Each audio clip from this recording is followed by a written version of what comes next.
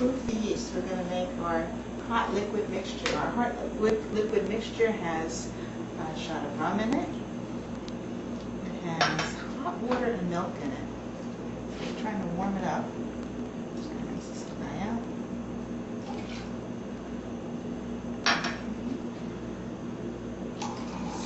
Start with hot water so that it doesn't chill. Is it 1 cup? Yes, and the other cup is going to be the cumin milk.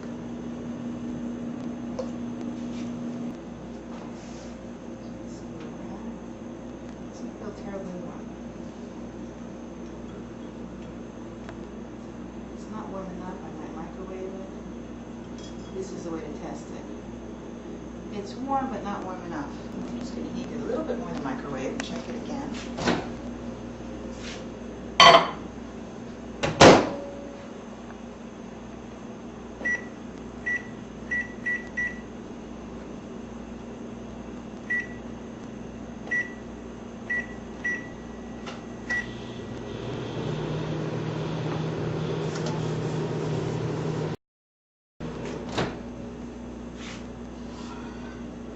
So you see the time, we're starting at 4:08, so that's how long it takes us to really do this.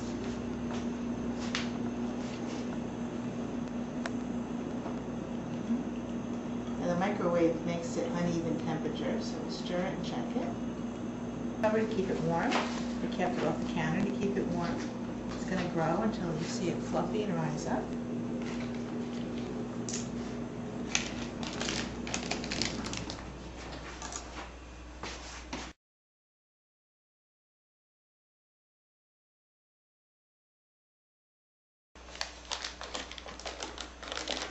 We're going to just heat it in the microwave to soften it slightly. If you pull it out ahead of time, you don't have to soften it.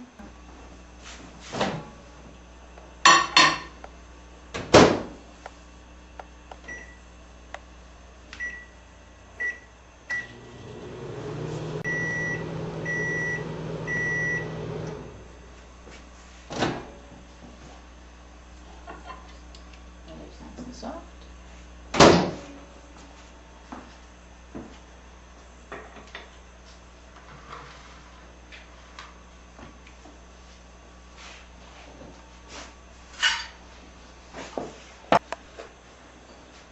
So I use 1/4 cup and half of a 1/4 cup.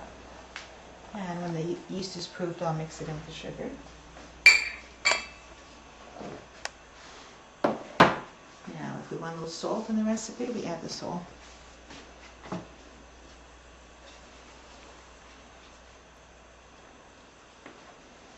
Okay, it's 1 teaspoon of salt.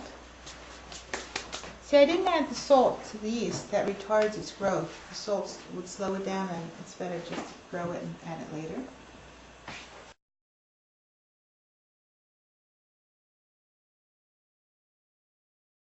Okay, the flour comes pre-sifted, so we can skip this step if we want to. We just stir it and lighten it a little bit. Okay, and I need to measure 6 1/4 cups sifted flour. Need a knife for that? You should use a knife, but I find this works well enough because this is not 100% accurate. The most accurate way to measure flour would be to weigh it. Yeah, that's true. So I will be adding more flour. It's not critical in this recipe. 1.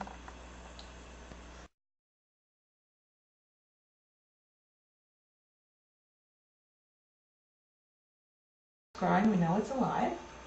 Okay. It's not going too fast, so that's why I warmed up the oven, kind of warmed up the kitchen a little bit. And let's stir that in here. This is just a little extra sugar and salt. Takes real muscle power to build your muscle.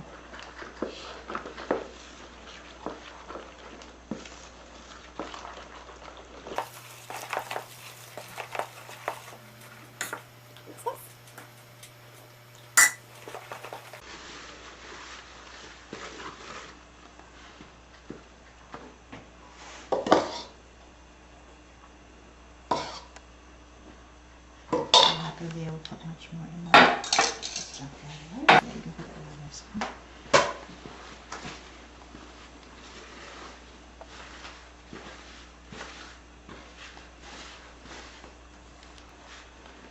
Very soon it becomes too hard to add the flour and you have to take it out. It's still sticky. I'm going to add a little bit more. And some doughs just stay very.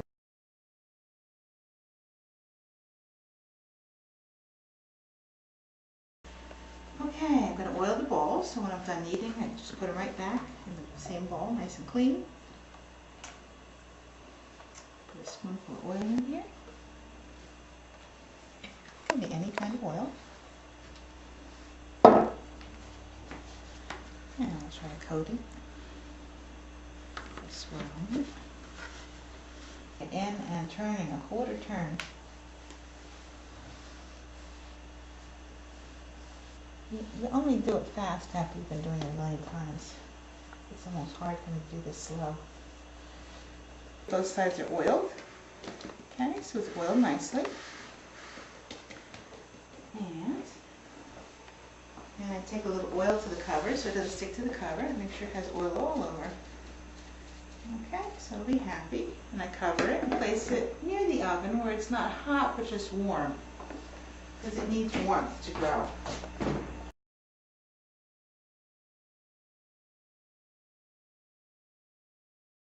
Up, the dough has risen. Okay, it's a happy dough. Here we go. It doubled in size. You get to punch it down. And flip it over. There we go. And it's going to rest once again near the warm oven.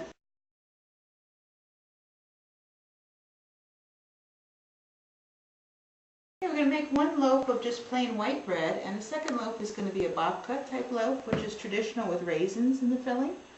So I soak these raisins, about half a cup of raisins, in hot water, and I'm just going to squeeze the water out, and I'll show you how to mix it in. Even after squeezing, they're a little wet, so I sprinkle a little flour on and mix it in just to kind of help dry them, mix them a little better. But they'll be plumpy, sweet, juicy, and delicious. Try our best to cut it in half, just with a butter knife. Okay, now comes the shaping.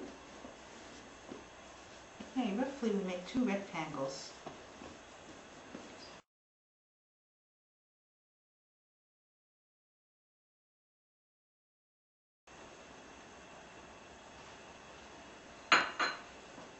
Kind of spread them out, and the kneading makes them evenly spread. So we stretch the end out and roll them up. Okay, trying to keep them inside. Nice and sealed. Okay, the second one, we're just going to roll it up plain. Okay. And both loaves need a little kneading right now.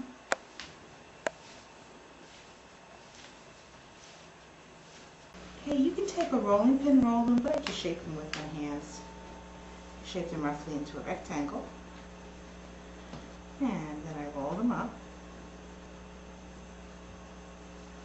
Okay, and I seal the seam with my knuckles. So I take my knuckles and press it so the bread sticks together. Now there's the bottom seam. It's knuckled in. Then I take it and I knuckle each side in. Just pressing down. It's in front. Okay, that won't show later. So I just tuck it nicely into the pan. The seams are on the bottom, they don't show. Make a nice little rounded shape, oblong, and plunk in the middle. The breads have risen. The oven is ready. Let's take our breads to the oven and put a nice little glaze on them. Okay, the glaze is not necessary, but if you like a shiny crust. And I just have an even egg with a teaspoon of water added.